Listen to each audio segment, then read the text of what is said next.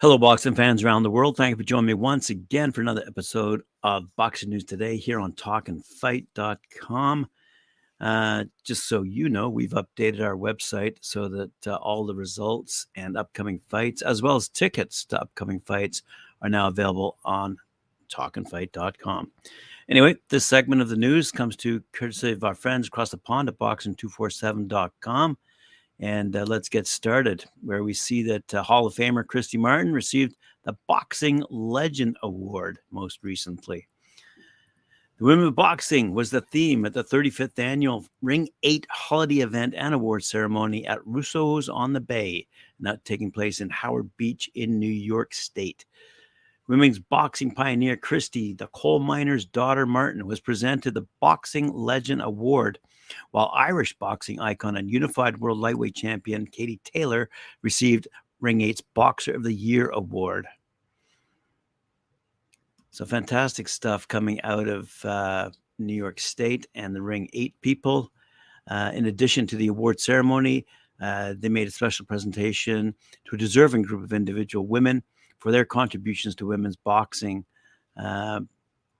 including Sonia the Scholar Lomanix, who is vice president of USA Boxing, Metro's governing body of amateur boxing in New York, retired boxers Lisa Holwine, Melissa Smith, and Keisha Snow, Jill Diamond, WBC Cares International chairperson and WBC International secretary, Melvina Latham, the first female chairperson of the New York State Athletic Commission, Sparkle Lee, the first female referee sanctioned in New York, award-winning boxing photographer Emily Haney, Secretary-Treasurer Deni Auclair, 31 years in USA Boxing Metros, Administrator Donna Quinto, 35 years working for the American Advancement in Boxing, Darcy Bellier, former assistant to Madison Square Garden matchmaker Bobby Goodman, and elite boxing judge Robin Taylor, and IBF Director of Public Relations Jeanette Salazar. Good stuff, and congratulations to all the women. They are well-deserving of all those accolades, and we congratulate them very much. There you go. Let's move along quickly to another story featuring women. Sulem Urbina fights for the first time in New York City tomorrow night. Speaking of women, speaking of New York, here we go. Another story. Women boxing star and former world title challenger Sulem Urbina, who's 13-2-1 with 2 knockouts, will take her talents to New York for the first time in her career. Sulem will be featured in a super flyweight bout scheduled for 8 rounds against Indeya Smith at Sony Hall in the heart of Times Square, Manhattan. And as I mentioned earlier, tickets are available by going to talkandfight.com. Go under events, you'll find our listing for tickets, and this is one of the events where there were a few tickets left as of yesterday anyway. Said Lou DiBella, Sulem Urbina is not only a good fighter and championship contender, she's one of the best people in boxing. She's a great ambassador for women in the sport, using her social media and developing brand to elevate boxing and other fighters. She deserves to be treated like an A-side fighter. I'm happy that Larry agreed with me, and she'll be on Terrific Boxing Insider show upcoming. Very good. Other fighters taking place on that card. Undefeated Andy Dominguez will be main event fighter in the first time of his young career. Also on the card, NADIM SALLOUM, the first and only professional boxer born and raised in Lebanon. I did not know that. We have interviewed people from Lebanon before. Potentially they're amateurs. Okay, so we'll leave that alone. Former WB Intercontinental Super Middleweight champ Anthony Sims Jr. and undefeated Argentinian Alejandro Luis Silva and Elon de Jesus. This will be Boxing Insider Promotions' second fight card. Their first, taking place back in October, also at Sony Hall in New York, had a raucous standing room only crowd. So it looks to be a good fight as well for those people down in New York and going to the fight at Sony Hall. Good stuff. All right, let's move across the pond to Italy. A surprising upset took place. Boxing is indeed the theater of the unexpected, as was highlighted on Sunday, December 18th in Bagheana, Italy, when local man Giovanni D'Antoni faced undefeated compatriot Joshua Riccardo for the vacant Universal Boxing Organization, that's UBO, European welterweight title. With only one stoppage and 14 previous victories, one of the least likely scenarios was probably that veteran Antoni would emerge from the fight looking like a massive puncher. But that's what happened.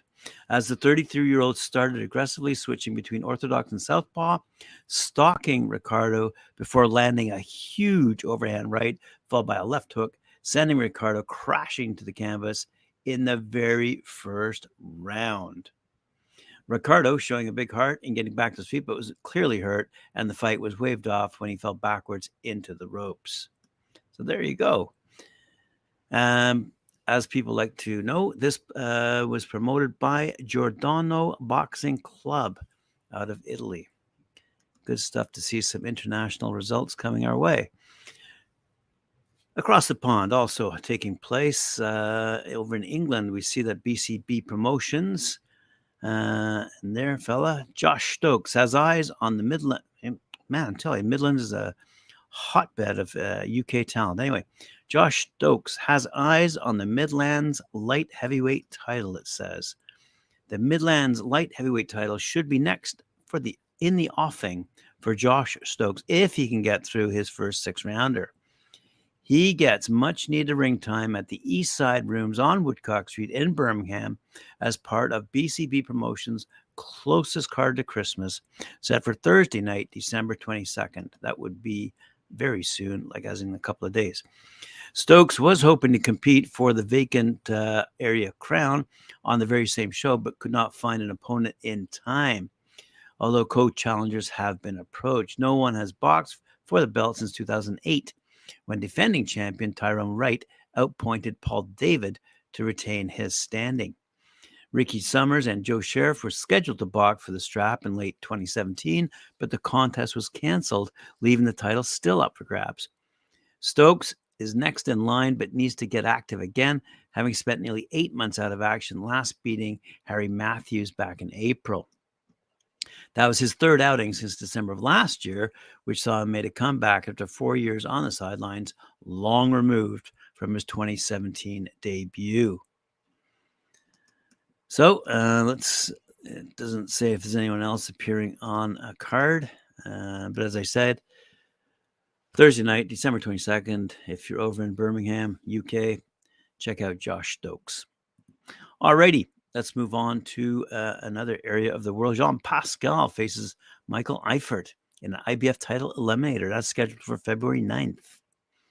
DeBella Entertainment, Group Yvon Michel, and Jean Pascal Promotions, in association with Blanco Sports and SES Sports Events Group, will present No Limit at Place Belle in Laval, Quebec, Canada on February 9th, headlined by Quebecer and two-time world champion Jean Pascal with a record of 36-6-1, 20 knockouts. He'll be fighting against Germany's Michael Eifert, 11-1, 4 knockouts. In the International Boxing Federation, that's the IBF, world title eliminator to determine the mandatory challenger for the IBF light heavyweight world champion Artur Beterbiev, who's 18-0, by the way, 18 knockouts. That fight, by the way, Jean Pascal versus Michael Eifert, tickets are available on talkingfight.com. Look under events and you'll see it there. Let's have a quick quote here. It says, Lou DeBella, 5 years ago, most people in boxing wrote Jean Pascal off. Since then, his only loss was to Dimitri Bivol, and he's beaten Ahmed Abiali, Marcus Brown, Badu Jack, and Fanlon Meng as an underdog. There's a lot of fight left in Jean Pascal, one of Canada's all-time great fighters. He will prove that on February 9th against Michael Eifert and secure yet another title shot in his illustrious career. Said Yvon Michel, Jean Pascal made his debut with us just a few months after the founding of GYM. Since then, we have been involved in 36 of his 43 fights, including his last in Quebec in 2018. It is with great pride that we participate in this expected return to Quebec, according to a survey of Quebecers. who are boxing experts and amateurs, Champ Pascal has been chosen as the greatest Quebec boxer of the 21st century. What? On February 9th, another page in its history will be written. I'm going to leave the rest of that story for you to read. Go to boxing247.com. It's a long one. Got a lot of juicy quotes about Jean Pascal.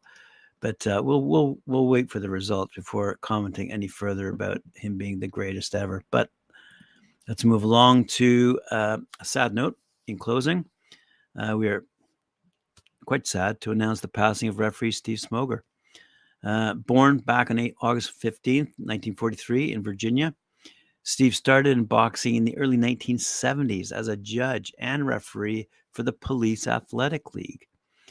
He became one of the most respected and in-demand referees in the sport, and over 3 decades in boxing, Steve was third man in the ring for nearly 200 title bouts and officiated all over the world, including Argentina, Italy, Germany, Thailand, Japan, and China.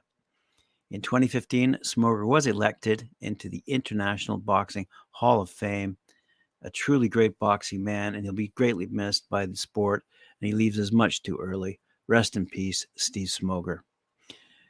Thank you very much, Talk and Fight fans, for joining me here on Boxing News Today. I appreciate it. Remember to like, share, subscribe, hit that notification bell, and we'll see you later on at 4 p.m. when we join Mike Warren and Cedric Ben for Knuckle Up.